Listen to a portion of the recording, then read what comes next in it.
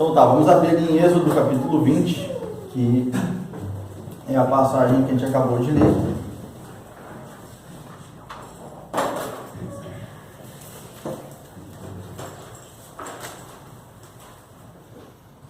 Que são os 10 mandamentos.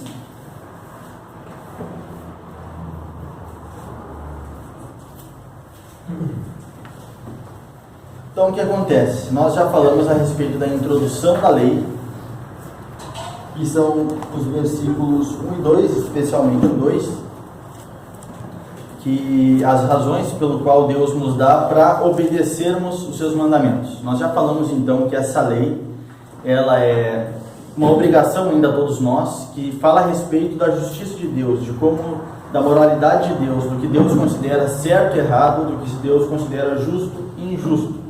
E nós já falamos então que cada um desses mandamentos, eles são um resumo dessa lei moral que o Senhor tem para nos instruir. E nós, todos os seres humanos, são obrigados a obedecer esses mandamentos, mas nós ainda temos um motivo a mais para obedecer esses mandamentos, que é que Deus é o nosso Redentor, né? Que nós vemos no verso 2, eu sou o Senhor teu Deus, que te tirei da terra do Egito, da casa da servidão. Claro que Deus não nos tirou literalmente do Egito como Ele tirou Israel, mas o Egito então é um tipo de mundo, é um tipo de perdição, é um tipo de lugar de escravidão que Jesus Cristo nos libertou. Então Jesus Cristo nos liberta desse império de trevas que é tipificado no Egito e nos conduz ou nos está conduzindo à terra prometida, que também é um tipo de céu, um tipo de nova terra, é um tipo de salvação que nós também encontramos em Cristo Jesus. Então, além de nós termos a obrigação moral de obedecer a Deus, por Ele ser Deus, nós temos também uma dívida de amor por Ele ser o nosso Salvador, por Ele ser o nosso Redentor. E o primeiro mandamento, como nós vimos na semana passada, que está no verso 3, que diz: não terás outros deuses diante de mim. Ele está falando aqui sobre uma verdadeira teologia, um verdadeiro conhecimento de Deus, onde nós devemos remover todos os ídolos que nos cercam.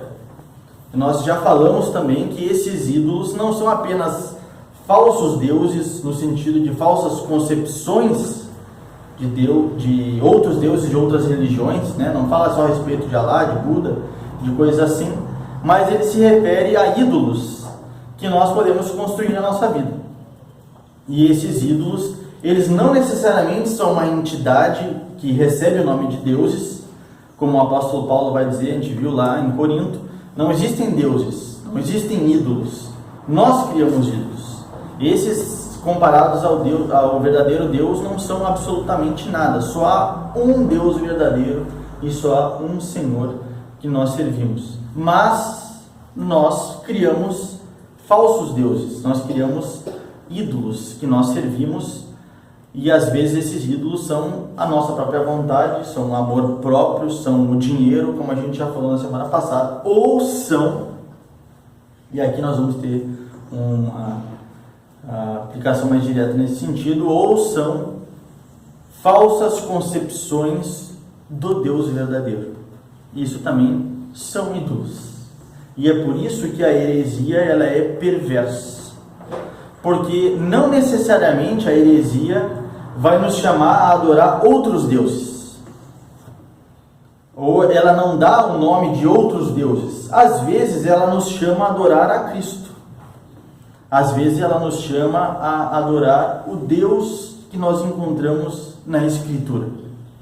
O problema é que com as falsas concepções a respeito desse Cristo, com as falsas concepções a respeito desse Deus, ele deixa de ser o verdadeiro Deus, embora permaneça aparentemente o mesmo nome. E é por isso que a gente vê aí, tem várias igrejas que se dizem cristãs.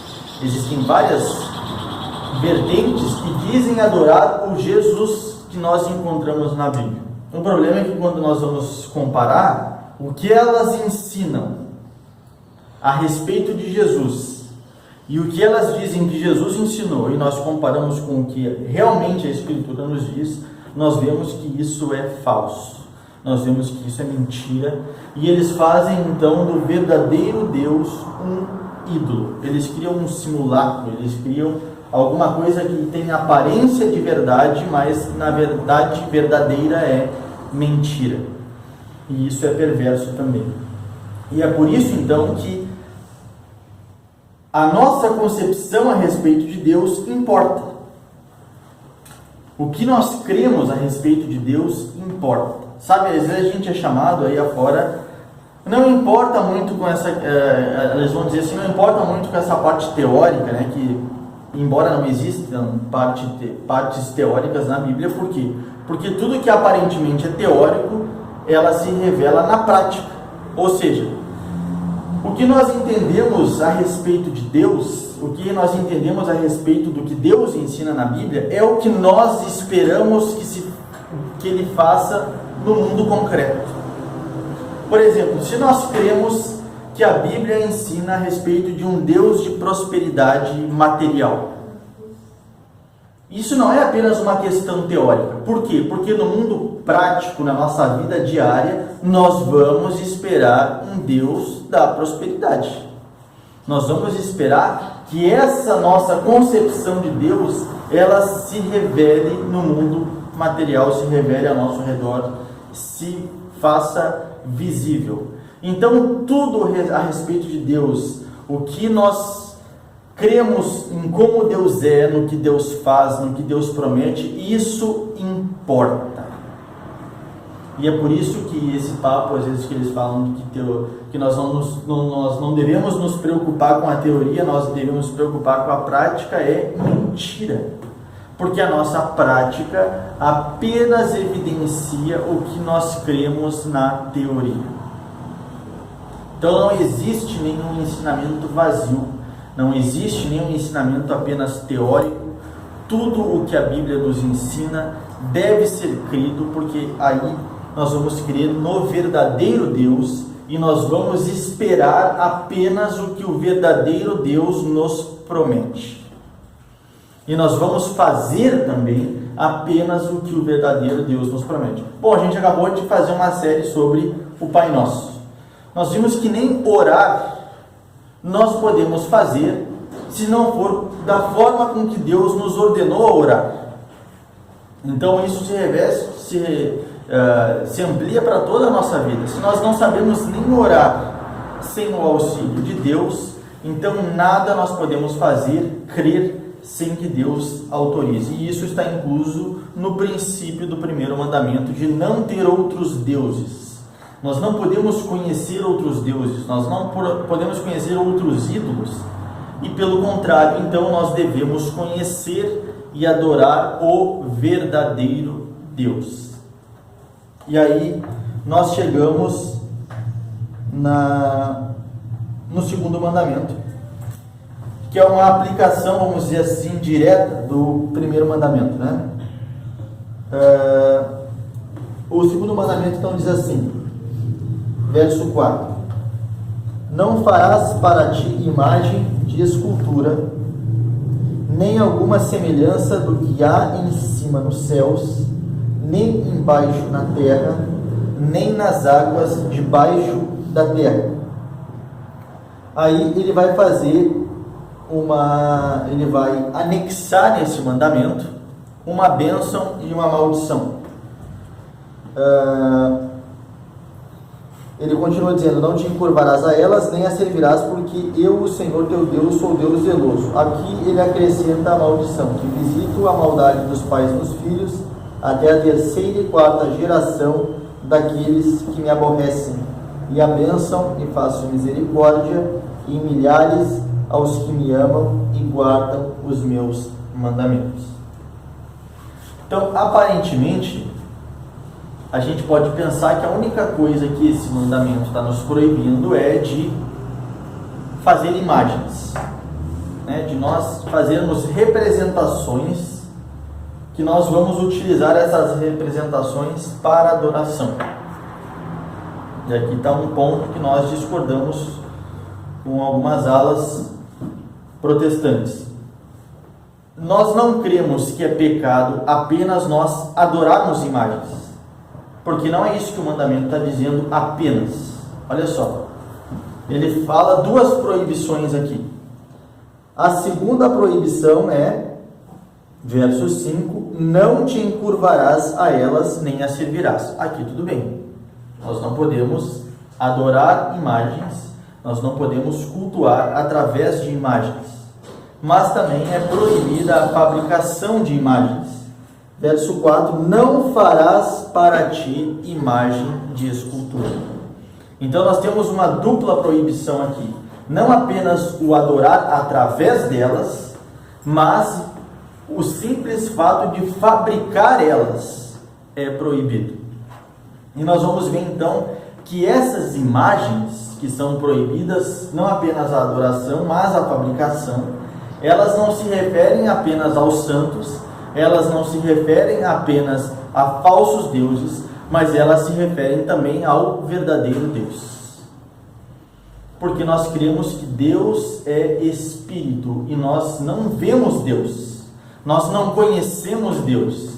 Então qualquer obra que nós fazemos para representar o verdadeiro Deus é fruto da nossa imaginação. E se é fruto da nossa imaginação, então é um ídolo.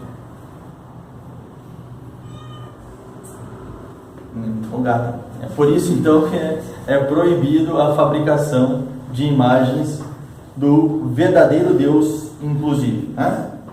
Então não farás para ti imagem de escultura, nem alguma semelhança do que há em cima nos céus, nem embaixo na terra, nem nas águas debaixo da terra.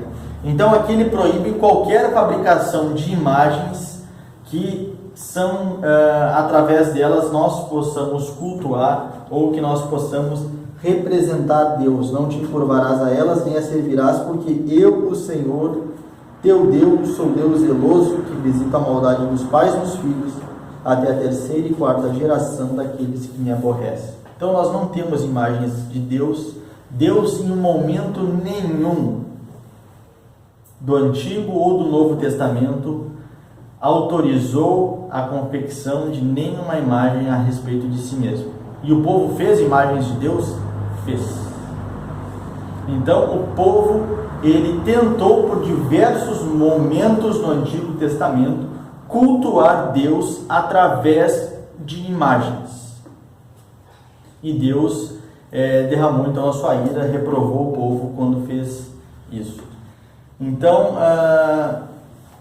qualquer representação do Pai, do Filho ou do Espírito Santo é pecado, porque nós não vemos o Pai, nem o Filho, nem o Espírito. Abram em Juízes, capítulo 17.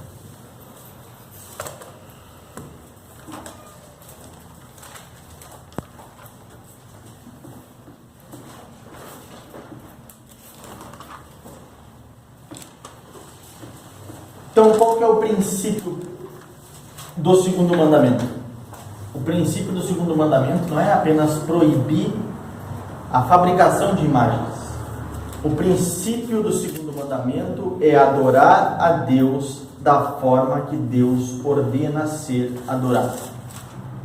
Então, o princípio do segundo mandamento é a forma como nós adoramos, a forma como nós cultuamos o Senhor. Esse é o princípio do segundo mandamento. Por que nós não podemos fabricar imagens? Por que nós não podemos adorar a Deus através de imagens? Porque Deus não autoriza. Então, por exemplo, quando a gente pega a Igreja Católica Romana, eles adoram Deus e cultuam os santos através de imagens. Nenhum católico que verdadeiramente entende a doutrina católica, ele vai dizer que Jesus Cristo é aquela imagem. Certo? Ninguém pensa assim. Talvez se a gente pegar um católico aqui do fundo do Brasil, que não conhece nada, ele vai dizer que ali é Jesus e tal. Não, mas nenhum católico pensa que aquela imagem é verdadeiramente Jesus. Eles acreditam que é uma representação de Jesus e que eles podem, através daquilo como um símbolo para, vamos dizer assim, estimular a fé deles, cultuar Cristo através da imagem. Então a imagem seria como um meio.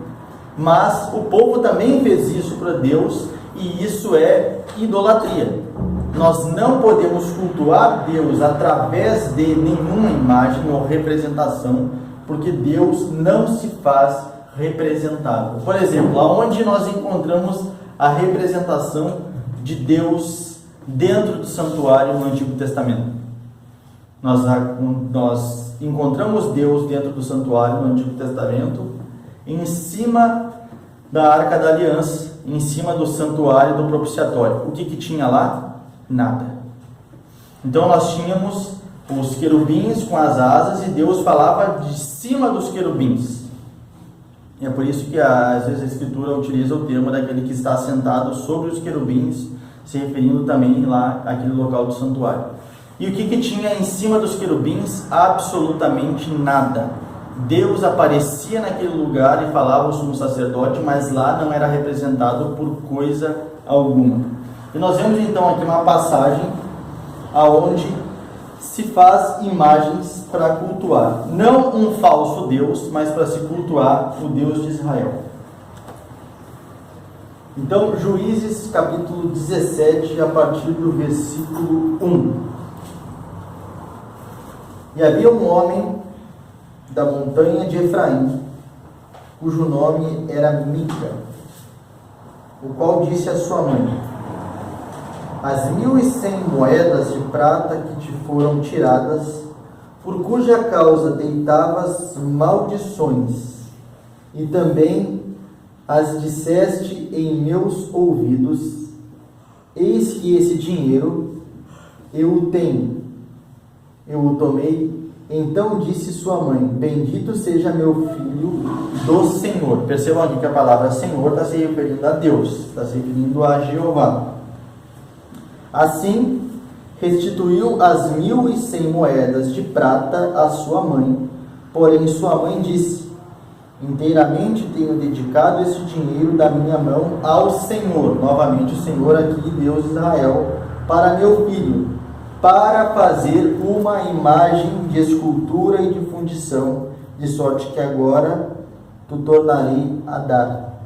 Porém, ele restituiu aquele dinheiro à sua mãe, e sua mãe tomou 200 moedas de prata e as deu ao ourives, o qual fez dela uma imagem de escultura e de fundição, e esteve em casa de Mica. E tinha este homem, Mica, uma casa de deuses. Perceba aqui que deuses não está se referindo a outros deuses, está se referindo às imagens que ele criou, aos ídolos. E fez um éfode e terafins, e consagrou a um de seus filhos para que ele fosse por sacerdote.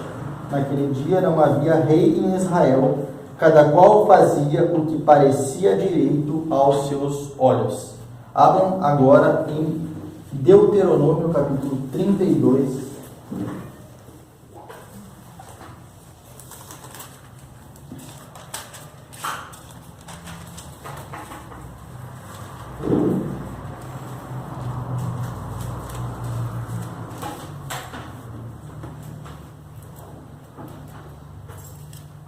Versículo 45.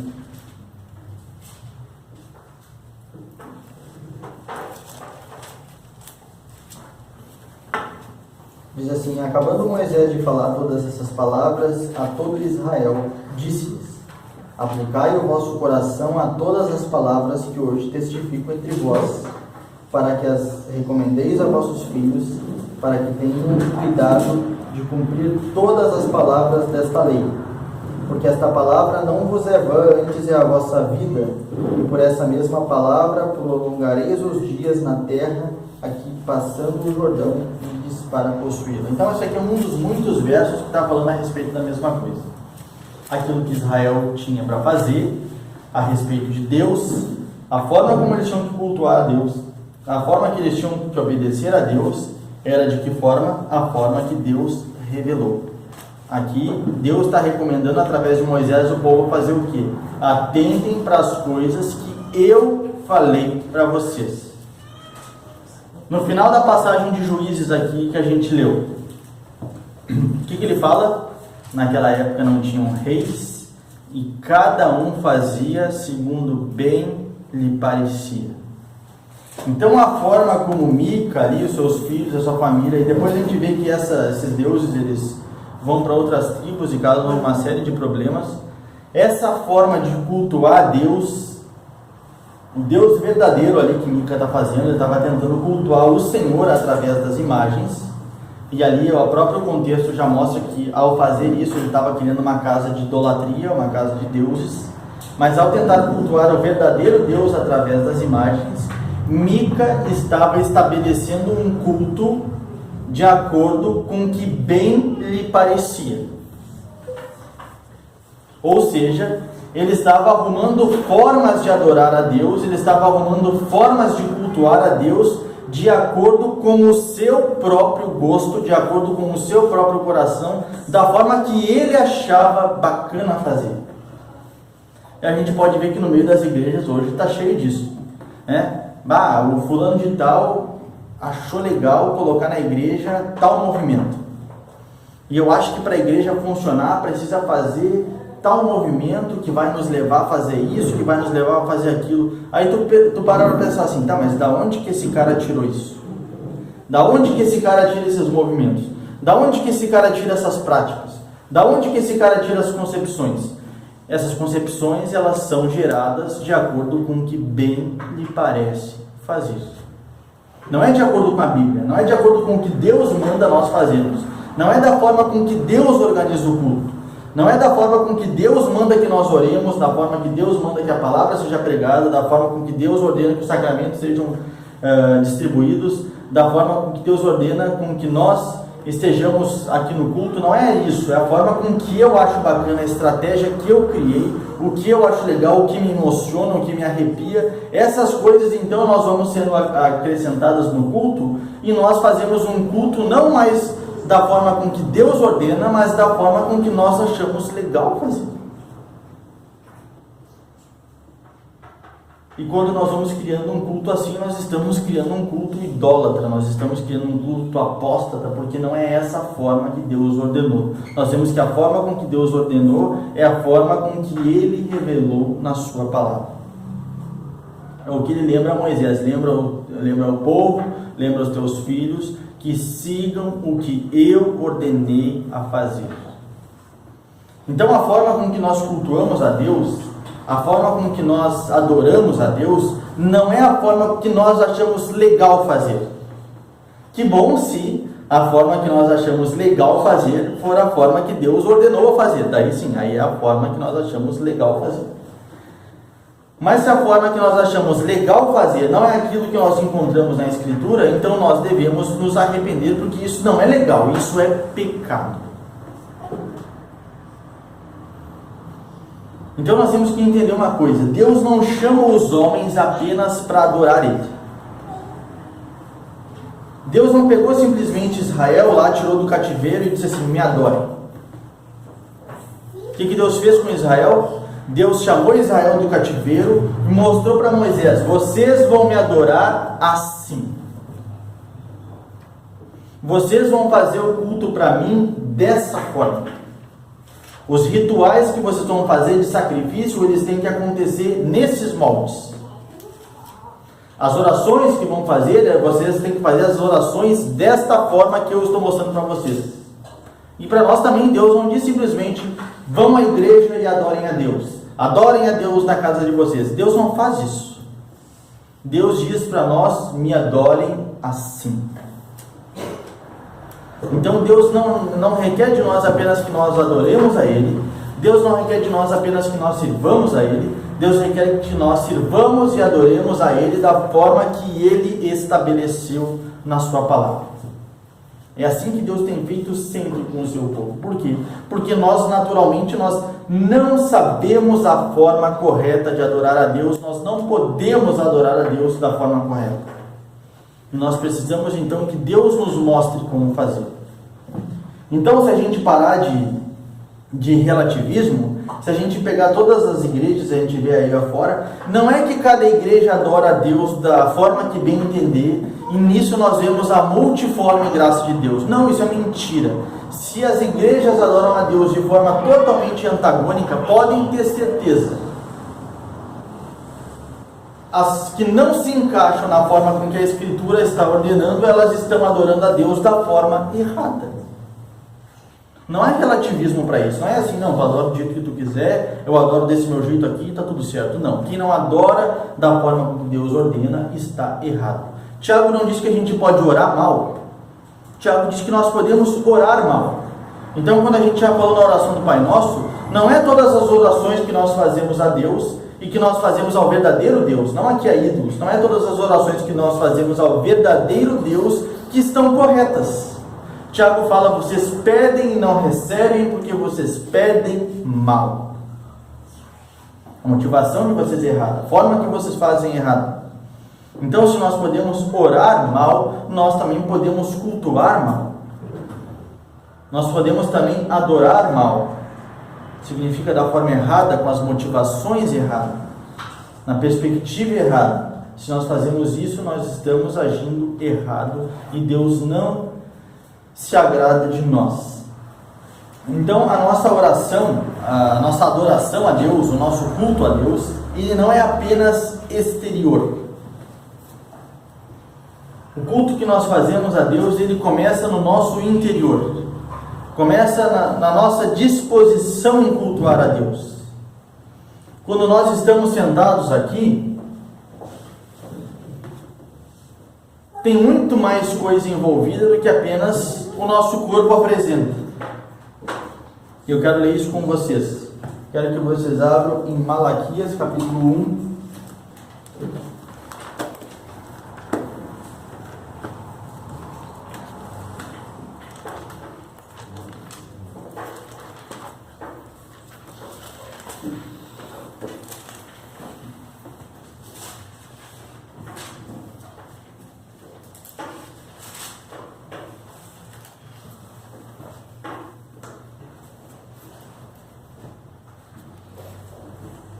Malaquias capítulo 1, a partir do versículo 6, diz assim: O filho honrará o pai e o servo ao seu senhor. E se eu sou o pai, onde está a minha honra? E se eu sou o senhor, onde está o meu temor? Diz o Senhor dos exércitos, a vós, ó sacerdotes, que desprezais o meu nome e dizeis: Em que desprezamos nós o teu nome? Ofereceis sobre o meu altar pão imundo e dizeis: Em que te havemos profanado? Nisto que dizeis: a mesa do Senhor é desprezível.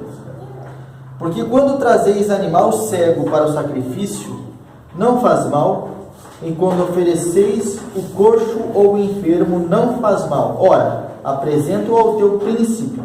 Terá ele agrado de ti? Ou aceitará ele a tua pessoa? Diz o Senhor dos exércitos. Para quem não tem leitura de Antigo Testamento, tá? Só para explicar mais ou menos o que está acontecendo aqui. Não tem leitura de Antigo Testamento ainda. Vamos ter a partir de agora, né? Vamos começar a ler o Antigo Testamento, que é importante. Por que é importante o Antigo Testamento? Porque o Novo Testamento é escrito pressupondo que nós conhecemos o Antigo Testamento.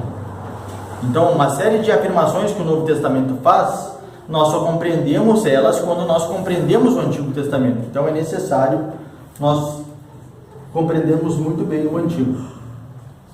Então aqui, Deus está falando diretamente aos sacerdotes. Quem são os sacerdotes? As pessoas que eram responsáveis por cultuar a Deus. Hoje em dia todos nós somos sacerdotes. Nós não temos mais uma casta dentro da igreja que é responsável pelo culto. Todos nós somos um povo de reis e sacerdotes. Então todos nós podemos nos chegar a Deus através de Jesus Cristo, podemos solicitar perdão pelos nossos pecados, então nesse sentido se aplica a todos nós. E o que acontece? O momento do culto, ele deve ser um momento extremamente solene. Nós já deveríamos vir para o culto no domingo de manhã com o coração preparado para isso. Não com sono, não com tristeza, não como quem está fazendo um sacrifício. Por que nós somos diferentes? Por que o nosso interior deveria ser diferente quando nós nos aproximamos do culto a Deus? Porque nós podermos cultuar a Deus é uma dádiva que o mundo não tem. o mundo não pode cultuar a Deus, porque o mundo não foi purificado dos seus pecados, e nós fomos. Nós podemos nos aproximar de Deus, nós podemos solicitar a Deus misericórdia, nós podemos chegar diante do trono da graça. E nós sabemos então que quando nós estamos reunidos aqui, nós estamos reunidos não para um evento de um clube, não porque a gente se gosta. O propósito central de nós estarmos aqui nesta manhã é nós louvarmos o Criador, é nós louvarmos o nosso Redentor.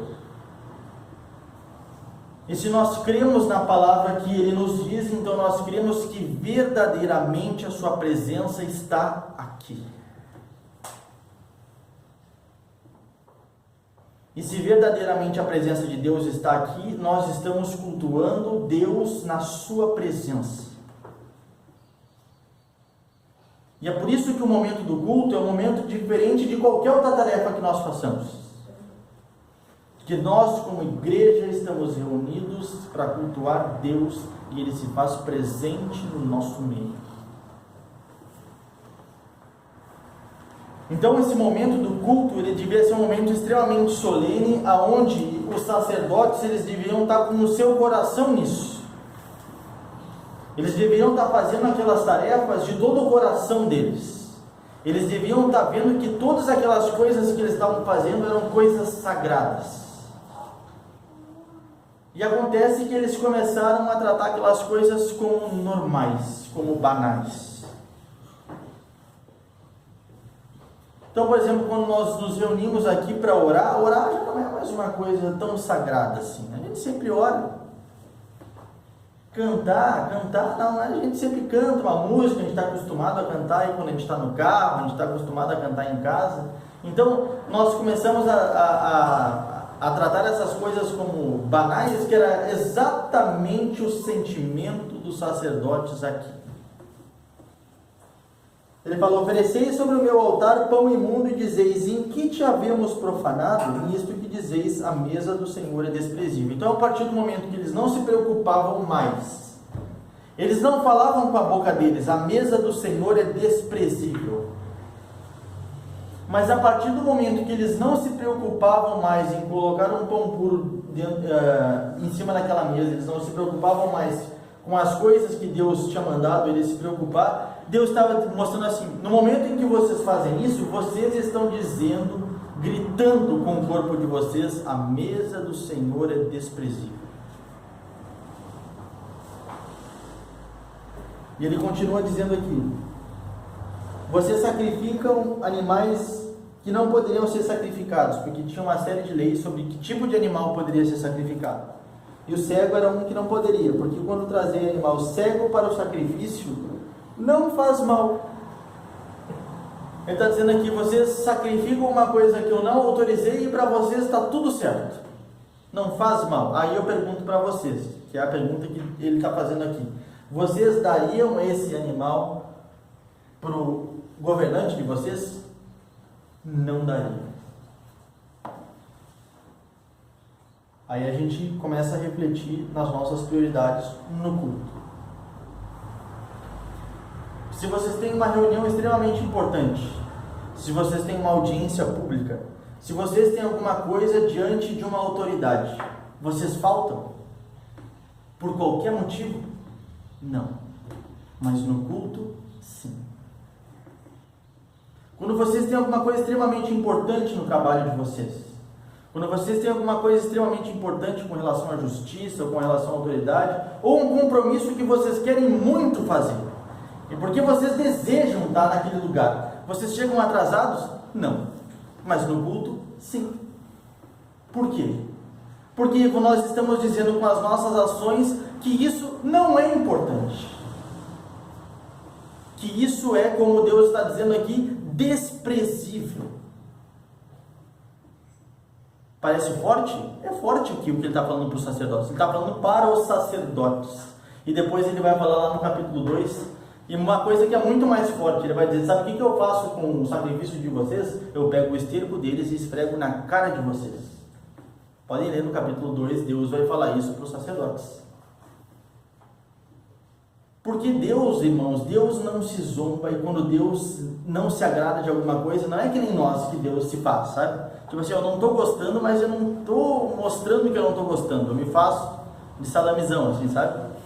Eu não estou gostando, mas eu continuo tratando. Não, quando Deus estabelece uma ordem que Ele não aprova, Deus detesta quando nós o desrespeitamos. Então eu não estou falando assim que não vai acontecer um imprevisto, que nós não vamos poder nos atrasar, não vai acontecer um imprevisto, uma coisa, uma fatalidade que nós não devemos faltar, só que daí eu quero que vocês coloquem os pesos corretos nas coisas que vocês se preocupam e as coisas que vocês consideram realmente importantes na vida de vocês. Vocês tratam com a mesma prioridade que o culto? Nós não fazemos isso. Porque nós começamos a tratar o culto como se fosse uma coisa banal. Nós começamos a tratar o culto como se ele fosse uma coisa qualquer. E olha o que ele continua dizendo. Agora, pois, suplicará o favor de Deus, e Ele terá piedade de nós. Isto veio da vossa mão. Aceitará Ele a vossa pessoa, diz o Senhor dos Exércitos. Quem há também entre vós que fecha as portas e não acenda de balde o fogo do meu altar? Eu não tenho prazer em vós, diz o Senhor dos Exércitos, nem aceitarei da vossa mão a oblação, ou o sacrifício. Aí ele vai falar que vai vir um povo em que cultuaria ele da forma correta. E no 12 ele diz: mas vós o profanais quando dizeis a mesa do Senhor é impura e o seu produto, a sua comida, é desprezível. E dizeis: eis aqui que canseira, e o lançamos ao desprezo, diz o Senhor dos Exércitos. Vós ofereceis o roubado, e o coxo e o enfermo, assim fazeis a oferta. Ser-me-á aceito isso da vossa mão? Diz o Senhor. Ele continua falando a eles. Olha só, os sacerdotes ali responsáveis por cultuar, eles tinham deixado de cultuar a Deus exteriormente? Não. Exteriormente eles não tinham deixado de cultuar a Deus. Eles estavam lá fazendo os rituais, eles estavam fazendo tudo o que Deus tinha mandado. Da forma errada, mas eles estavam fazendo. Só que o que Deus está acusando primariamente eles aqui? Deus está acusando primariamente o coração deles. Porque embora eles estivessem fazendo exteriormente o culto, o coração deles, o interior deles não estava cultuando a Deus. Porque no momento em que eles estavam fazendo todas aquelas coisas, no interior eles estavam dizendo assim: mas que canseira. Eles não tinham relógio naquela época, senão eles iam fazer assim. Então eles estavam loucos que acabasse aquela coisa para poder fazer a outra atividade que eles estavam. E isso não acontece com nós, obviamente que não, né? Quando a gente vem para o culto, a gente não está louco que acabe, a gente já não está pensando na atividade que a gente vai fazer depois, a gente não está pensando no que a gente vai fazer de tarde, a gente não está fazendo isso, né? Isso era só para aquela época lá, hoje em dia não acontece mais. Então vocês vejam que não adianta nós estarmos aqui se nós não estamos dispostos a cultuar a Deus, se nós não estamos com o nosso coração na adoração a Deus, se nós não estamos desejosos de adorar a Deus, se nós não tememos a Deus, se o nosso coração não tem, não, eu vou no culto porque senão depois lá Davi vai vir me encher o saco, vai vir me cobrar, então eu vou para o culto. Irmão, aí tu está cultuando quem? Eu? Então o culto não é para mim, o culto não é para o pastor Leandro, o culto não é para seja lá quem for, o culto é para Deus. E se a nossa preocupação, o nosso desejo maior de quando nós vamos cultuar a Deus não está em Deus, nós já começamos errado. Então eu levanto no domingo de manhã, me preparo no domingo de manhã para vir aqui, porque eu estou vindo aqui para cultuar o meu Deus e o meu Salvador. E eu estou vindo aqui para cultuar o meu Deus e o meu Salvador da forma com que Ele ordenou que eu faça isso. Eu não estou aqui para inventar modos de cultuar Deus. Eu não estou aqui também para deixar de fazer o que Deus ordena que eu faça. E naquelas coisas que Deus ordena que eu faça, então isso eu tenho que fazer da forma correta. Então, a gente também não vai cair num outro extremo de dizer assim, não, só o culto interior é que importa. Então, cada um faz o culto interior na sua casa, né? Cada um fica na sua casa fazendo seu culto privado. Não, também não. Deus não exime eles das necessidades exteriores aqui, de que eles tinham que apresentar o animal correto, de que eles tinham que apresentar o pão e os mantimentos corretos, de que eles tinham que fazer as coisas que ele tinha ordenado. Mas isso era reflexo de uma disposição do coração. Então, às vezes, nós estamos cultuando Deus da forma errada, não é simplesmente a gente ajeitar o nosso exterior. Se nós não ajeitarmos o nosso coração, se nós primeiro não sujeitarmos a Deus o nosso coração e nos arrependermos. Apenas lembrando, irmãos, que a lei, ela não é carnal. Os mandamentos, eles não são carnais. Os mandamentos e a lei de Deus, elas são espirituais. E nós só vamos conseguir nos conformar a essa lei, nós só vamos conseguir nos conformar a esses mandamentos com o auxílio do Espírito de Deus. Senão nós não vamos conseguir fazer isso. Então, voltando lá para Êxodo capítulo 20.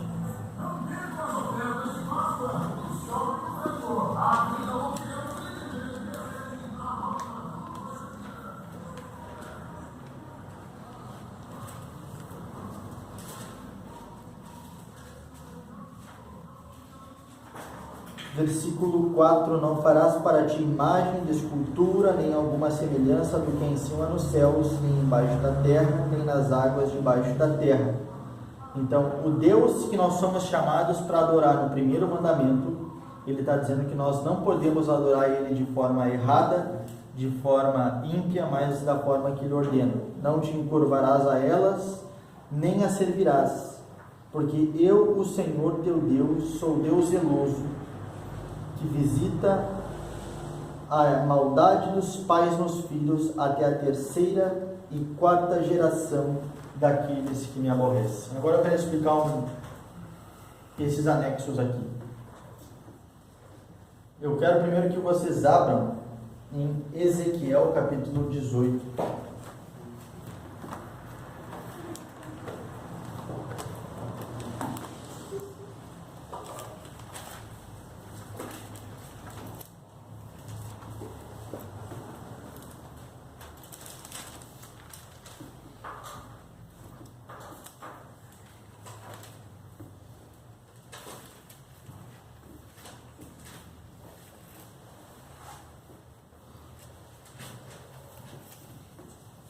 Ezequiel 18, verso 20 diz assim: A alma que pecar, essa morrerá.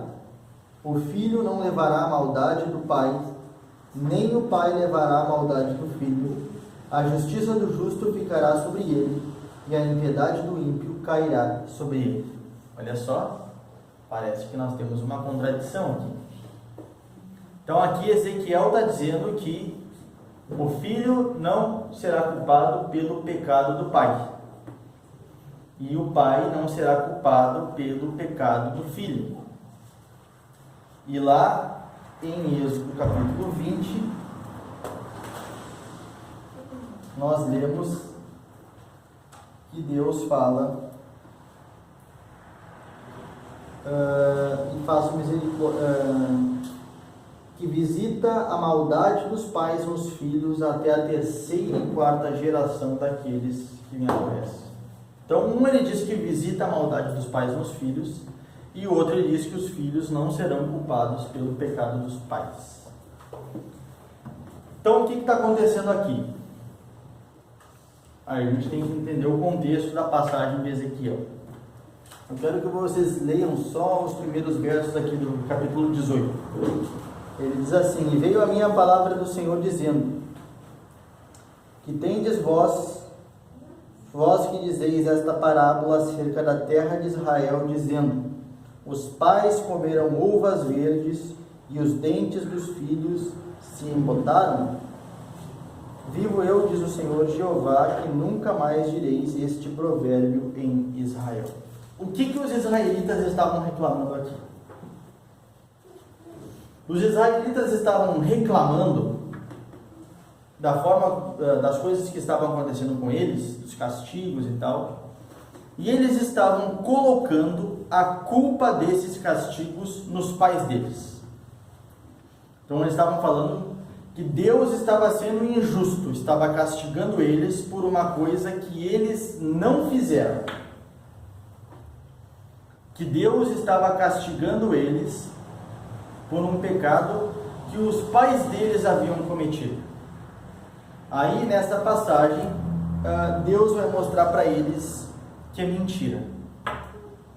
Deus vai mostrar para eles que estavam acontecendo aquelas coisas com eles, não foi porque os pais deles pecaram, mas foi porque eles eram iguais aos pais deles. Então o que Deus está dizendo aqui para eles, não é pelo pecado dos pais de vocês que vocês estão sendo castigados, mas é pelo pecado de vocês mesmos. Mas o que está acontecendo é que eles estavam seguindo o exemplo dos pais. E a forma com que os pais haviam procedido com Deus era a mesma forma com que eles haviam procedido. E Deus aqui diz então no verso que a gente leu, no verso 20, que se vocês procederem de uma forma diferente dos pais de vocês, vocês não vão ser culpados, porque eu não sou injusto. Aí o que significa então essa passagem de Êxodo capítulo 20? Significa que a graça de Deus ela pode permanecer sobre a descendência do justo por milhares e milhares, ou ela pode se ausentar da descendência do injusto por algumas gerações. Então uma coisa que a gente tem que entender, uma promessa feita a nós, os crentes. A promessa feita a nós, os crentes, é que também nós vamos ter uma descendência, ou nós temos que nutrir grande esperança de ter uma descendência que também teme o Senhor. Essa é a esperança que nós temos, e é por isso que nós introduzimos os nossos filhos recém-nascidos no pacto. Porque eles não nasceram em um lugar sem Deus e sem aliança. Pelo contrário, eles nasceram debaixo da aliança. E eles são então inseridos no pacto que Deus fez com nós. E ao serem inseridos nesse pacto, então, nós temos uma grande esperança, porque nós podemos nos apegar em promessas que Deus nos faz, de que eles no futuro vão crer no Deus que nós cremos. Então, se a gente pegar, vamos dizer assim, quantitativamente, a maioria dos filhos da aliança, eles realmente recebem a promessa. E é uma minoria que nega a promessa, nega a aliança e se tornam apóstatas. E é por isso que a gente nutre grande esperança. E já os descrentes é o contrário. A ampla maioria dos filhos dos descrentes, eles seguem o exemplo dos pais. E é por isso então que Deus diz que, aqui falando, vamos dizer assim, de modo geral, a maldição de Deus está sobre eles. Mas não significa, porque nós não podemos então colocar a eleição de Deus em uma caixinha, e é isso que Paulo está tratando em Romanos. Ele não quer, ao mesmo tempo, isso não quer dizer que a promessa, a eleição de Deus, ela é biológica. Não significa que todos os filhos dos crentes, sem exceção, vão ser crentes. E ele dá dois exemplos disso, Paulo. Ele fala, Abraão teve 2 filhos. Um dos filhos de Abraão não foi incluído no pacto. Isaac teve 2 filhos. Um dos filhos de Isaac não foi incluído no pacto. Mas ao mesmo tempo, um dos filhos de Abraão e um dos filhos de Isaac herdou as promessas dos pais. Então a esperança que nós temos é que nós vamos ter também uma descendência e que os nossos filhos vão ser crentes, porque nós tememos a Deus. E é como ele diz então aqui: e faço misericórdia em milhares aos que me amam e guardam os meus mandamentos. Então a esperança que eu tenho de que o meu filho vai ser crente, essa esperança também está fundamentada nessa passagem. A esperança que eu tenho que meu filho vai ser crente é porque eu herdei as promessas, é porque eu estou debaixo do pacto. E essa é uma advertência que fica sobre cada um de nós. Da forma com que nós levamos a nossa vida, da forma com que nós guiamos a nossa vida fora do temor de Deus, nós podemos não estar apenas condenando a nós mesmos, mas nós podemos estar removendo o espírito da graça, não só da nossa descendência, mas de descendências futuras. E as descendências futuras, elas não vão ser condenadas pelos nossos pecados, elas vão ser condenadas porque Deus vai as deixar aos seus próprios pecados. Que é assim que todo homem é condenado. Todo homem e toda mulher que é condenada ao inferno, não é porque Deus as fez pecar, não é porque Deus as obrigou a pecar, mas foi porque Deus deixou que elas seguissem os seus cursos naturais. É porque Deus não intervém com graça. E a promessa que Deus nos faz então é que se nós formos fiéis e nós que fomos chamados para fazer parte da aliança, Deus vai intervir nos nossos filhos.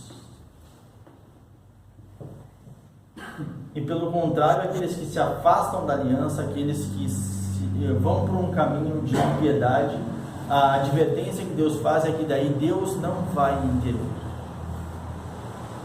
A precaução que Deus dá é que Deus então vai deixar que eles sigam os seus próprios cursos de condenação a nosso próprio exemplo. Então, o segundo mandamento é: não farás para ti imagem de escultura, nem alguma semelhança do que há em cima nos céus, nem embaixo na terra, nem nas águas debaixo da terra. Não te encurvarás a elas, nem as servirás, porque eu, o Senhor teu Deus, sou Deus zeloso, que visita a maldade dos pais nos filhos, até a terceira e quarta geração daqueles que me aborrecem. Então, irmãos, que nós, quando estejamos cultuando a Deus, nós precisamos conhecer quem é o nosso Deus para cultuarmos o Senhor da forma correta. Não é todo culto que Deus aceita, não é toda forma de adoração que Deus aceita. Deus aceita a forma que Ele instituiu na sua palavra. E é por isso que a preocupação que nós temos aqui, como aqueles que estão à frente da congregação, é de estar fazendo com que essa congregação esteja adorando e servindo a Deus da forma com que Ele instruiu na sua palavra. Então essa deve ser a nossa preocupação, mas a única coisa que eu posso ver de vocês são as obras exteriores. Então o alerta que eu faço a cada um de nós é que nós estejamos vindo cultuar a Deus com o sentimento correto, com a apreensão correta de Deus, com o sentimento correto de que nós estamos cultuando o Senhor Deus Todo-Poderoso. Vamos orar. Senhor Deus,